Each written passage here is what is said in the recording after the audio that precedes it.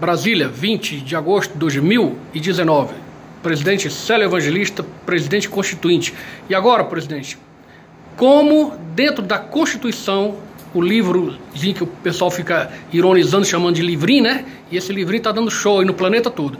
Dentro da Constituição, nos incisos, os artigos, dê o endereço para o povo onde te deu o direito de ser o presidente constituinte. Explica para o povo aí de forma bem didática, doutor. Então, meu povão, meu abração. Na Constituição não se tem direito. Os direitos emergem da Constituição. Não existe direito sem uma Constituição. Isso, os cristãos que lerem a Bíblia, com certeza, eles já leram as epístolas de Paulo. Paulo foi o grande jurista romano da época da Escola de Jesus, inclusive graças à desenvoltura jurídica dele, foi o que não deixou a Escola de Cristo morrer. Foi ele que levou ela para o mundo, dada a envergadura jurídica dele nos tribunais. Então, o apóstolo Paulo é um dos grandes juristas, vamos dizer assim, depois de Moisés, na área cristã agora, que disse: eu não saberia que matar é pecado, ou crime, se não houvesse uma lei dizendo, não matarás. Então, esse é o princípio do constitucionalismo. A humanidade começou a ter noção do certo e do errado, do ético e moral e do imoral, quando recebeu os 10 mandamentos, a primeira constituição do mundo a qual Paulo se refere.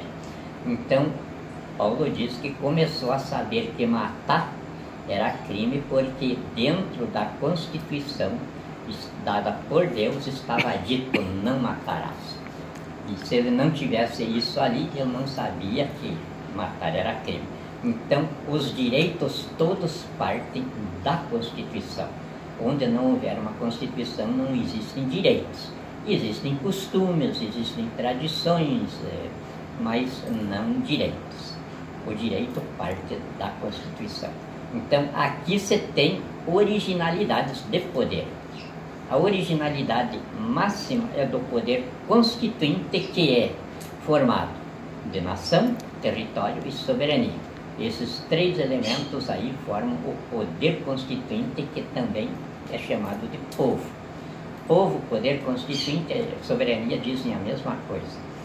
Então, partindo disso aí, nós estabelecemos na Constituição o mecanismo que exclui os golpes de Estado, as deposições de governo, as revoluções, as guerras civis, e transfere para o foro de soberania todas as desavenças do mundo político, enfim, da dinâmica de existência da nação.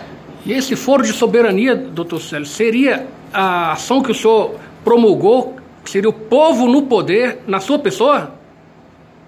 Não, o foro de soberania, ele é a Constituição.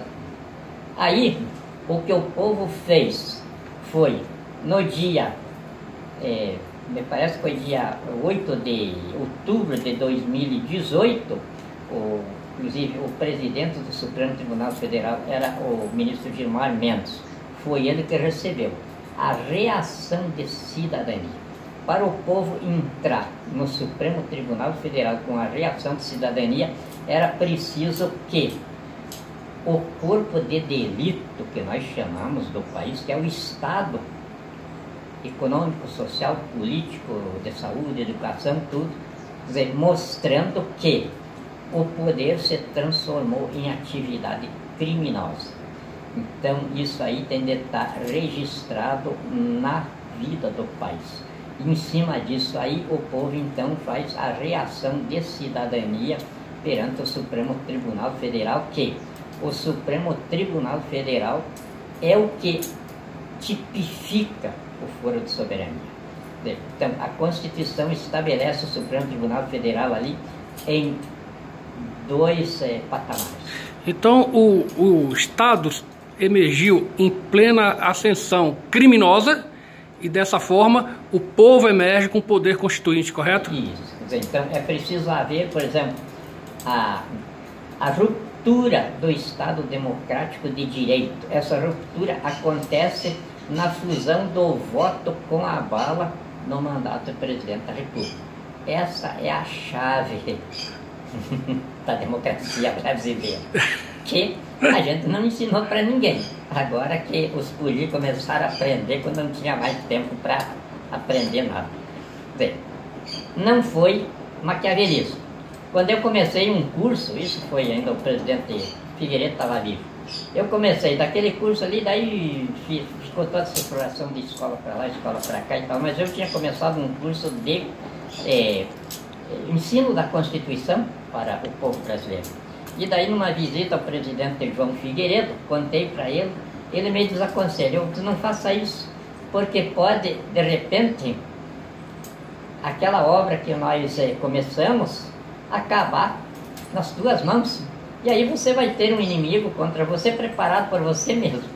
Tanto faz você ensinar para eles a Constituição, como não ensinar, eles vão fazer a mesma coisa que fazem.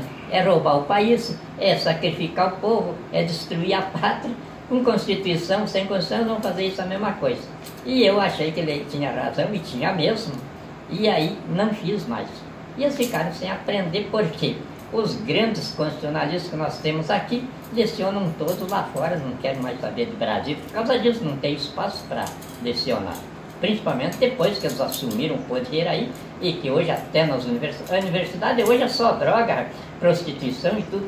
Esses dias eu estive na UNB ali, atrás do centro acadêmico, eu saí de lá apavorado, não quis mais saber dos acadêmicos ali, dos bacharéis, porque, porra, eu não sabia se eu estava dentro de um prostíbulo, sabia o que estava lá dentro, quando centro era só drogado.